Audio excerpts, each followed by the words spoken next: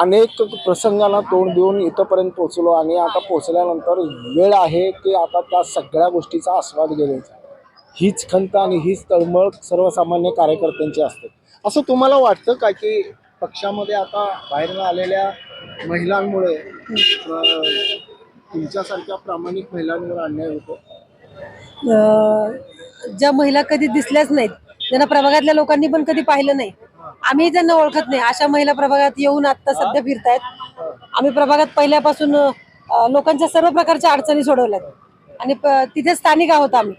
आणि तर नवीन येऊन तिथे उभे राहण्याचे प्रयत्न चालू आहेत प्रभागात. कसं वाटतं, एक वेळ अशी होती की बाबा त्यांच्या समोर उभारून तुम्ही आंदोलन केलंय, आता तेच तुमच्या बाजूला बसून तुमच्या विरोधात तुमच्या बरोबर पॅनलमध्ये मागणी करतायत उमेदवारी? नाही, आमचं एवढंच म्हणणं आहे, आम्ही शहराध्यक्षांना पण तशी मागणी केली आहे आणि कोठे दादांना पण मी मागणी केली आहे की दादा, ज्या महिला काम करतायत, आम्ही कसं झालं, काय म्हणाले दादा हो म्हणालेत की आम्ही काम करणाऱ्या महिलांचाच विचार करू म्हणाले. असं म्हणाले ते. शुभेच्छा तुम्हाला. काय तुमची काय खंत आहे? माझी पण ते आता आमच्या कंदारे ताईंनी सांगितली तीच खंत आहे. ज्या महिला घराच्या बाहेर पडून काम करतात आणि ज्यांनी BJP साठी आपला ताई वेळ दिलेला आहे, त्या महिलांचा तुम्ही न्याय करावा असं मी काल आमदार देशमुख साहेबांना म्हणलेली आहे आणि रघुनाथ दादांच्या पण कानावर मी काल घातलेले. वाटतं का की इथूनच सगळं आता हा जो काही पक्षाचा आकार वाढलाय, असं फुगल्यासारखं झालाय पक्ष, मूळ त्याचं रूपच दिसे नाही, गोडवार रूप दिसत नाही या पक्षाचं? नाही, तसं नाहीये. पक्षाचं भरती झाली असं म्हणायचं. हा, मग पक्षाचं कसं, दिल्लीत आमचं सरकार आहे, राज्यात आहे, त्यामुळं आणि कसं झालंय, त्यांना असं वाटतं की आपण BJPत आल्यावर निवडून येऊ, पण तसं नाहीये. भारतीय जनता पार्टीचा जो कार्यकर्ता काम करतोय किंवा ज्याने आतापर्यंत वाहून घेतलंय, एक मला तुम्ही दोघेही सांगा, तुम्हाला अगदी म्हणजे काम करत असताना अगदी मनाला वेदना झाले, खूप कष्ट केल्यासारखं तो प्रसंग असा कुठला आठवता का की तुम्हाला अगदी म्हणजे घरच्या सगळे कारण सोडून तुम्ही पक्षाला वेळ दिलाय आणि तो एखादा प्रसंग? बऱ्याच वेळा असं होतंय सांगा एखादी की कधीतरी मुलाचा डबा राहिलाय किंवा मग कधीतरी संध्याकाळी उशीर झाल्यानंतर बाहेरूनच मी काहीतरी खायला घेऊन गेले आणि मग असं सगळं केल्यानंतर जेव्हा आमच्यावर अन्याय होईल तेव्हा मग आम्हाला ते सहन नाही होणार. आम्ही असं केलंय, हातातली कामं सोडून आम्ही पळालोय पक्षासाठी आणि 5 वर्ष आम्ही हे सगळं करतोय. मागून आला आणि जड झाला म्हणायचं नाही, आम्ही प्रयत्न सोडणार नाही, आम्ही पण प्रभागात काम करणार आहे. नाही प्रयत्न तर आम्ही सोडणार नाही, प्रयत्न करणार आहे. कंठ दाटण्यासारखंच परिस्थिती आहे तशी. कारण म्हणजे असं म्हणतात की मला तर द्या, नाही माझ्या बायकोला तरी द्या. मग माझं असं मत आहे की तुमच्या बायकोला तुम्ही जेव्हा काम करता तेव्हा तुमच्या बायकोला तुम्ही घेऊन या ना तिथे पक्षामध्ये काम करताना. जेव्हा आंदोलन असतं, जेव्हा कधी काही पक्षांनी वेळोवेळी मिटिंग ठेवलेली असते, तेव्हा तुम्ही तुमच्या पत्नीला घेऊन यावं असं मला वाटतं वैयक्तिक. आम्ही ऊन पाऊस म्हटलो नाहीये काम करताना, आम्ही ऊन पाऊस म्हटलो नाहीये. काम करताना काम केलंय, हातातलं सगळं ठेवून आम्ही काम करत आलोय. तर पक्षाने आमचा विचार करावा हीच आमची. आणि 50% कसं, जो नवरा काम करतोय त्याला तिकीट मिळत नाही, त्याच्या बायकोला देतात, तर ते 50% होत नाहीत. जी महिला काम करते अशा महिलांनाच तिकीट द्यावं, ते 50% होतील असं मला वाटतं. पक्षांतर्गत ऐकून घेणारे खरंच असं आहेत का लोक?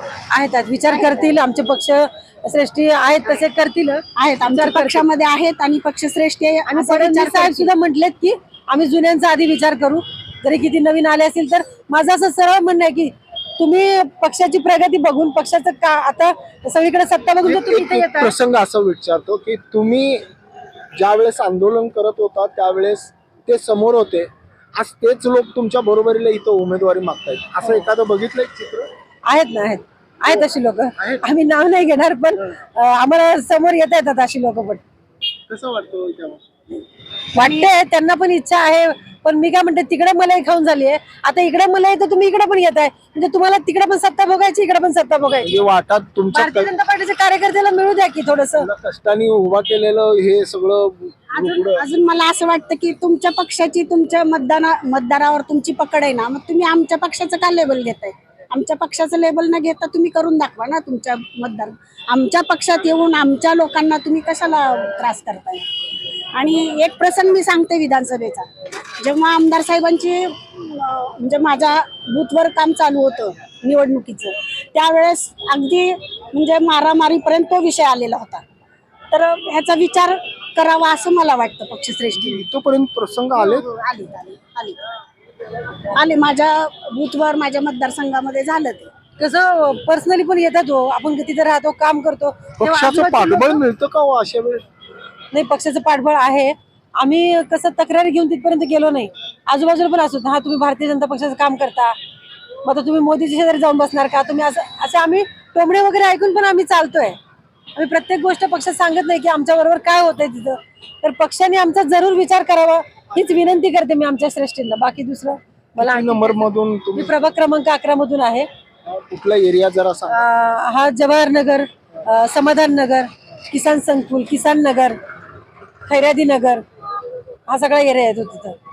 या भागामध्ये तुम्ही भाजपाचे कार्यकर्ते म्हणून वावरला. मी भरपूर कामं केली सर. प्रवाहाच्या विरोधातच तुम्ही किती वर्ष काढली हो? 5 वर्ष झाली जवळजवळ मी पक्षात. तुम्ही किती वर्ष काढली? आम्ही पण 5 वर्षापासून तुमच्या मिस्टरांची मुखसंमती होती या कामाला? संमतीनेच आम्ही आहे पक्षात. पण तेच असं जर झालं तर मग थोडंसं घरातून पण आम्हाला थोडंसं वातावरण उमेद बदलेल. झाल्यासारखं हा, होतं. हा. नाही, पण आम्ही जिद्द नाही सोडणार आहे, आम्ही काम करणार आहे. आणि त्या प्रभागातून आम्ही आहेत. जरी आम्हाला जरी नाही दिलं, आम्ही असं म्हणतो, आम्ही तर शेवटच्या वेळेपर्यंत आम्ही म्हणणार आहे की आम्हाला तिकीट द्या आणि आम्ही लढणार आहे. आता प्रयत्न तर ते चालू आहेत, पण नाही दिलं तर पक्षाच्या सोबत आम्ही आहोतच. आम्ही पक्षाशी एकनिष्ठ राहणार आहोत राहणारच आहे, राहणार. हे आम्ही तुम्हाला त्रिवार सांगतो. आम्ही पक्ष सोडून जाणार नाही, पक्षाबरोबरच आम्ही एकनिष्ठ राहणार आहोत. केडर बेस कार्यकर्ता तो विचारावर, नेतृत्वावर आणि त्या विचारधारेवर प्रभावित होऊन काम करत असतो. त्याचं मूर्तिमंत उदाहरण म्हणजे ह्या. तरी देखील पक्षांकडून अशा उपऱ्या आलेल्या कार्यकर्त्यांना सन्मान दिला जातो आणि आम्हाला मात्र अगदी म्हणजे बघू नंतर मी बघू, या नंतर मी या, अशा शब्दांचा मारा खावा लागतो. ही भावना आणि ही तेढ अक्षरशः ह्या माऊली बोलत असताना त्यांचा कंठ दाटलेला होता की आम्ही लेकराच्या भुकेला देखील आम्ही दुर्लक्ष करून आम्ही पक्षासाठी वेळ दिलो. आता पक्ष आमच्यासाठी वेळ देतो की नाही हे बघणं आता आम्हाला गरजेचं आहे आणि आम्ही ते नक्कीच बघणार आहोत. हां, पण आम्ही पक्षाची प्रतारणा करणार नाही हे देखील भावना किंवा शब्द व्यक्त करायला त्या थांबल्या नाहीत. ब्रेन न्यूज करता यासिन शेखसह मी निखिल पाटील.